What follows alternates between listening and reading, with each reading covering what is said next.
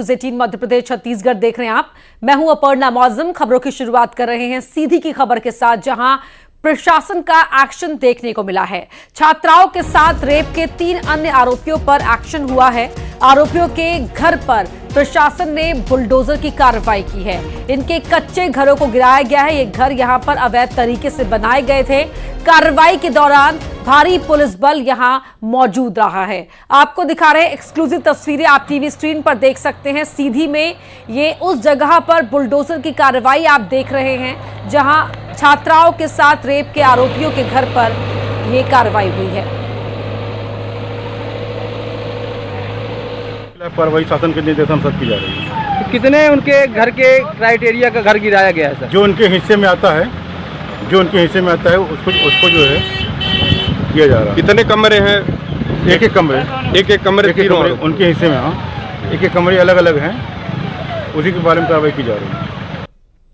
हरीश द्विवेदी हमारे सहयोगी phone line पर जुड़ रहे हैं। हरीश, यहाँ पर कार्रवाई हुई है, तस्वीरें हम दर्शकों को दिखा रहे हैं। क्या कुछ हुआ इस दौरान, जरा बताएं। बिल्कुल अपर्णा, जिस तरीके से पूरा वाक्य निकलकर सामने आया था, वाकई हैरान कर देने वाला था। यही कारण है कि इसमें सरकार ने एक्शन लिया है और सरकार के एक्शन के बाद अब यहाँ रिएक्शन देखने को मिल रहा है। यही कारण है कि सीधी जिला प्रशासन अब यहाँ बुलडोजर कार्यवाही कर रही है। हालांकि इस पूरे मामले में कुल 4 आरोपी थे और सीधी वैसे भी अपर्णा सुर्खियों में रहता है आदिवासियों के साथ अत्याचार को लेकर। यही कारण है कि इस दफा फिर जो छात्राएं हैं वो निकलकर सामने आई हैं और 4 इसमें कुल आरोपी बने हैं और चारों आरोपियों के आशियानों पे बुलडोजर कार्यवाही प्रशासन की ओर से की गई है। और यही कारण है कि जो 3 अन्य आरोपी थे, जो मुख्य आरोपी था, उसके अलावा जो 3 अन्य आरोपी थे जो उसमें सहयोग किया करते थे पूरे घटनाक्रम में, ताकि जो मुख्य आरोपी है वो रेप कर सके। तो ऐसे में पूरे मामले में अब प्रशासन ने उनके आशियानों पर बुलडोजर कार्यवाही की है और उनके घरों को नस्ताबूद कर दिया है। अपर्णा, बहुत शुक्रिया हरीश आपका इस पूरी जानकारी के लिए।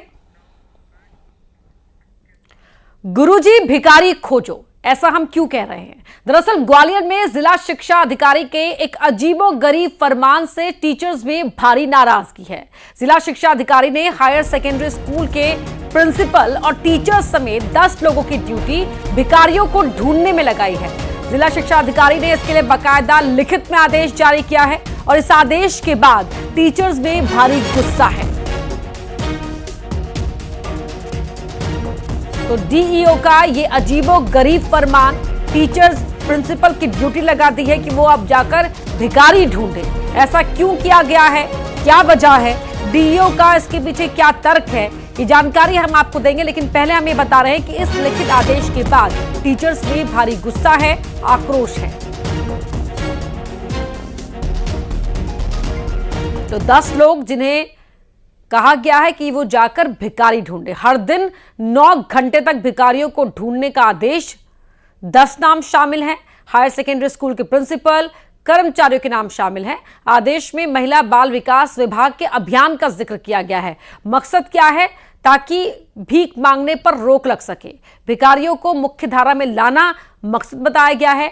सड़क पर रहने वाले बच्चों के पुनर्वास का उद्देश्य बताया गया है। सुशील कौशिक हमारे सहयोगी हमारे साथ लाइव जुड़ रहे हैं इसी खबर पर। सुशील, डीईओ का ये अजीबोगरीब फरमान, जाहिर सी बात है कि इसको लेकर टीचर्स में गुस्सा है। क्या तर्क दिए गए हैं, टीचर्स ही क्यों?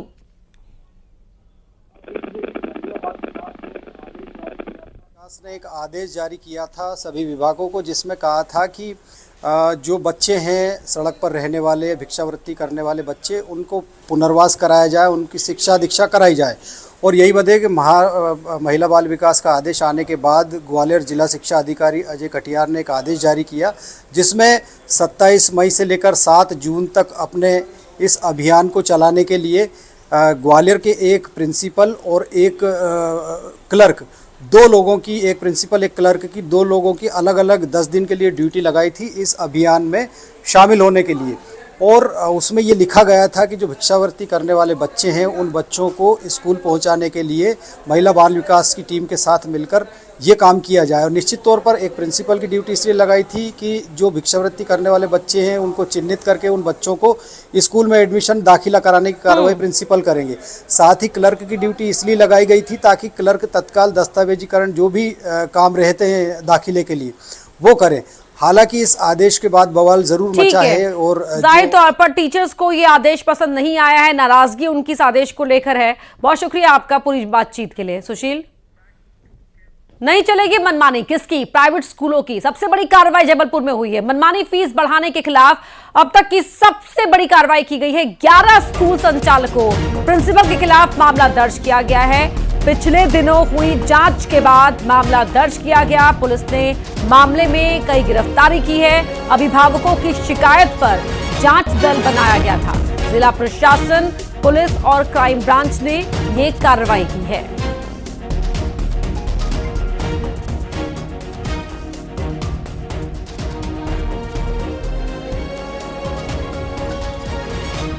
तो कई गिरफ्तारी भी पुलिस ने मामले में की है। पेरेंट्स की शिकायत पर यह जांच दल बनाया गया था। जांच दल ने पाया कि स्कूल मनमानी कर रहे हैं, प्राइवेट स्कूल मनमानी तरीके से फीस बढ़ा रहे हैं। इसको लेकर यह सबसे बड़ी कार्रवाई की गई है।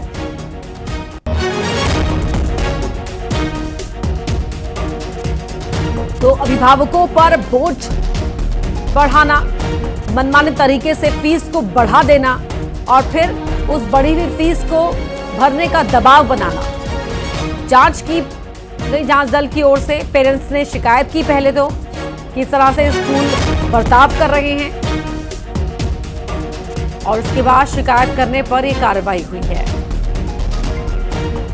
पवन हमारे सहयोगी जबलपुर से हमारे साथ जुड़ चुके हैं। पवन, बड़ी कार्रवाई हुई है कि अब प्राइवेट स्कूलों की मनमानी चलेगी नहीं, बड़ा संदेश।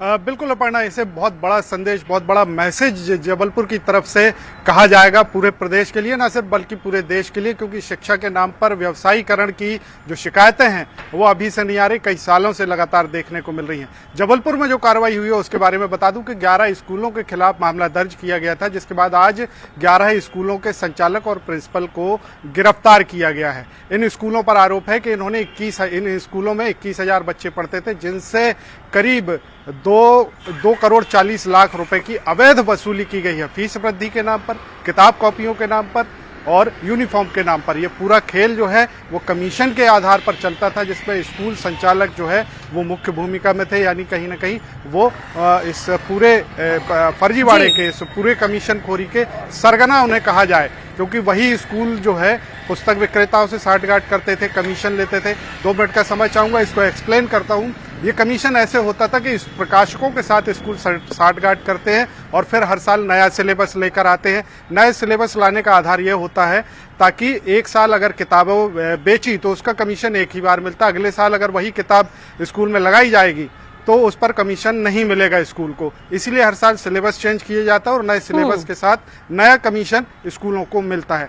यूनिफॉर्म में भी यही होता है। बिल्कुल, और हर बार बुक चेंज करने से क्या होता है कि जो दूसरा अगर छोटा बच्चा उसी स्कूल का, उसी घर का जा रहा है तो वो ना किताबें इस्तेमाल हो पाती है, ना यूनिफॉर्म इस्तेमाल हो पाती है और पेरेंट्स पर पड़ता है आर्थिक बोझ। बहुत शुक्रिया पवन आपका इस पूरी बातचीत के लिए। तो पवन पटेल हमारे सहयोगी जबलपुर से इस मामले में पूरी जानकारी दे रहे थे कि गिरफ्तारियां भी हुई हैं और ये बड़ा एक्शन लिया गया। बात करते हैं पानी की किल्लत की। किस तरह से हम बचपन में कविता पढ़ते थे, मछली जल की रानी है, जीवन उसका पानी है, हाथ लगाओ डर जाएगी, बाहर निकालो मर जाएगी। कविता बहुत प्रचलित है जो बताती है कि मछली के लिए पानी का क्या महत्व है। लेकिन क्या सिर्फ मछली के लिए ही पानी का महत्व है? क्या हम पानी के बिना जिंदा रह सकते हैं? सोचिए, अगर एक दिन पानी ना मिले तो क्या होगा। आज एक ऐसी ही तस्वीर आपको दिखाते हैं जिसे देखकर आप समझ जाएंगे कि पानी का क्या महत्व है। इसके लिए इंसान जिंदगी की बाजी तक लगा देते हैं। अब तस्वीरें देखिए जो दमोह के हटा विकास खंड के करकोई गांव से आई है। इसमें देखा जा सकता है करीब 100 फीट गहरे कुएं में पानी 1 फीट भी नहीं है। ग्रामीण कीचड़ से सने पानी को लेने के लिए जी जान की बाजी लगाकर नीचे उतर रहे हैं। बताया जाता है कि गांव में करीब 40 से 50 परिवार रहता है जो हर रोज पानी के लिए जिंदगी की बाजी लगा रहा है, संघर्ष कर रहा है और इनकी समस्याओं को देखने वाला कोई नहीं है।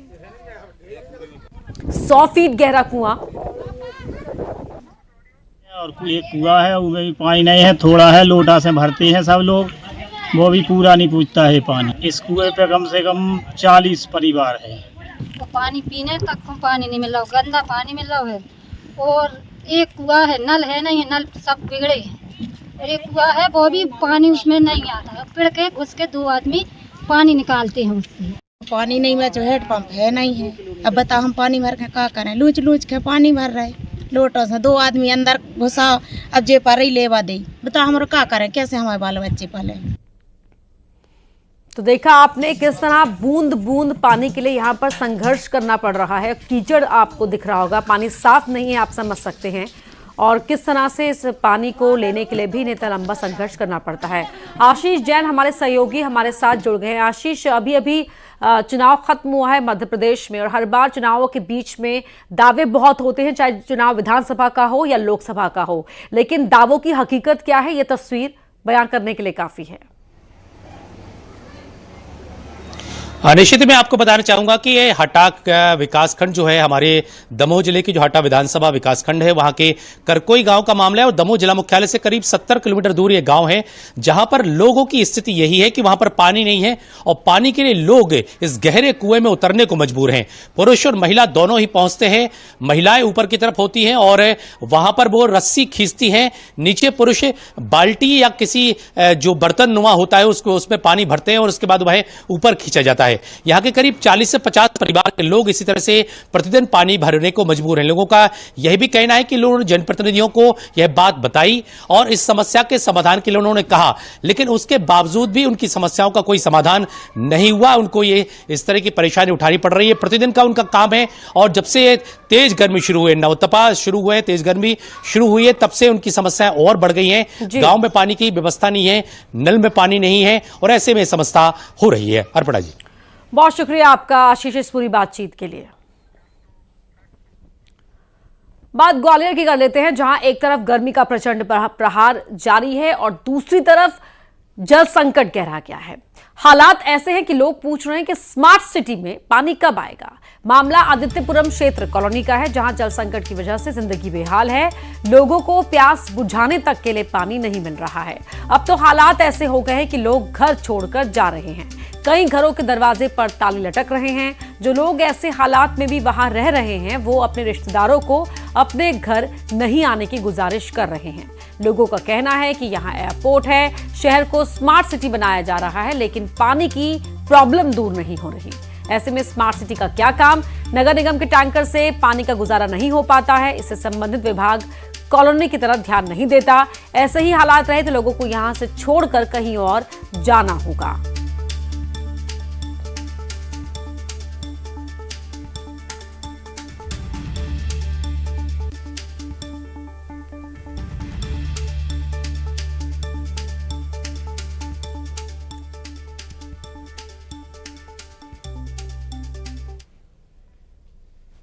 फौजी आदमी हो, यहाँ से परिवार से बाहर से इसलिए आया था घर में बच्चों को पढ़ाएंगे लिखाएंगे ले आएंगे। पानी की समस्या की वजह से आए दिन हमारे को समस्या पड़ रही है।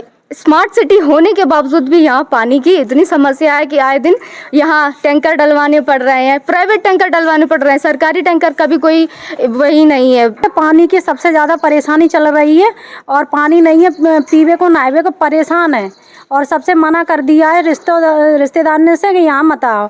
यहाँ पानी की इतनी समस्या है भैया कि यहाँ लोग अपने घरों में रहना मुश्किल हो रहा है। यहाँ आप देख सकते हो सभी बहुत सारे ऐसे मकान हैं जो यहाँ पे परिवार घर छोड़ के चले गए हैं पानी की दिक्कत की वजह से। और अब खबर सीहोर से, जहां न्यूज 18 की खबर का बड़ा असर हुआ है। कलमखेड़ा गांव में नलकूप कराया गया, नलकूप उत्खनन का काम कराया गया है। बूंद बूंद के लिए तरस रहे हैं गांव वाले, लेकिन उन्हें अब पानी मिला है। खबर दिखाने के बाद कलेक्टर ने यह आदेश दिया है। तो न्यूज 18 ने खबर दिखाई थी किस तरह सीहोर में लोग बूंद बूंद पानी के लिए तरस रहे हैं। कलमखेड़ा गांव में अब कलेक्टर के आदेश के बाद नलकूप उत्खनन का काम हुआ है।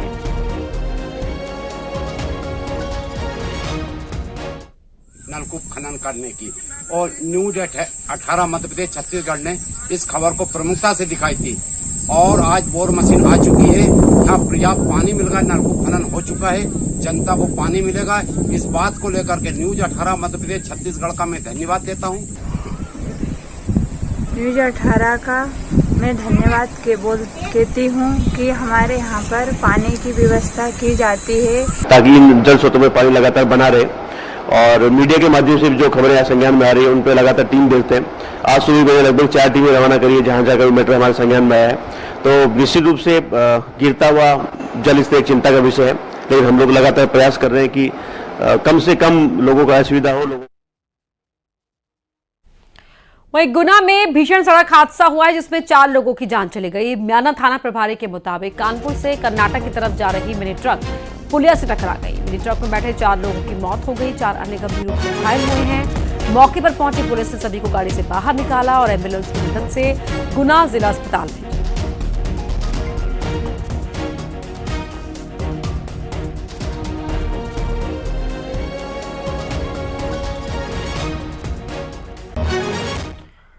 वहीं मुरैना के कैलारस नगरपालिका में नगरपालिका अध्यक्ष और सीएमओ पर कमीशनखोरी का आरोप लगाते हुए कांग्रेस पार्षद ने दफ्तर आने जाने का रास्ता बंद कर दिया।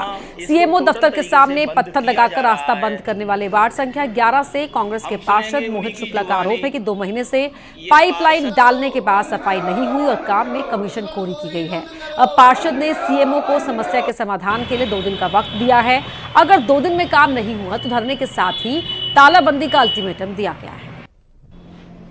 जी हाँ, हम इस समय मौजूद हैं सीएमओ ऑफिस है जहां इसको टोटल तरीके से बंद किया जा रहा है। हम सुनेंगे उन्हीं की जुबानी। तस्वीरें आपको दिखा रहे हैं एक्सक्लूसिव किस तरह से यहां पर नगरपालिका पार्षद और सीएमओ अध्यक्ष और सीएमओ पर कमीशनखोरी का आरोप लगाते हुए कांग्रेस पार्षद ने दफ्तर आने जाने के लिए रास्ता बंद कर दिया। तो सीएमओ के सामने पत्थर लगाकर, ये देख सकते हैं आप, पत्थर आपको नजर आ रहे हैं आपको। रास्ता बंद करने वाले वार्ड संख्या 11 से हैं कांग्रेस के पार्षद मोहित शुक्ला, जिनका आरोप है कि 2 महीने से पाइपलाइन डली हुई है लेकिन सफाई नहीं हुई और काम में कमीशनखोरी की गई है। देखिए, जब सुनवाई नहीं हुई तो ये तरीका ढूंढा है कांग्रेस के पार्षद ने। सतना में नशेड़ी युवकों का आतंक देखने को मिल रहा है। लोग इससे बेहद परेशान हैं। वार्ड नंबर 8 जहां पर नशेड़ियों ने पथराव किया, नशा करने से मना करने पर देख सकते हैं किस तरह से ये पत्थर फेंक रहे हैं। और कोलगवा पुलिस ने मामला दर्ज कर लिया है। टिकुरिया टोला के बीएल स्कूल की गली का ये मामला है। जो पत्थर फेंक रहा है शख्स, वो दरअसल नशेड़ी है। लोगों का आरोप है कि ये नशा करता है। इसको रोकने के लिए जब इसको रोका गया कि यहाँ पर नशा मत करो, तो उसने पत्थर फेंकना लोगों पर शुरू कर दिया।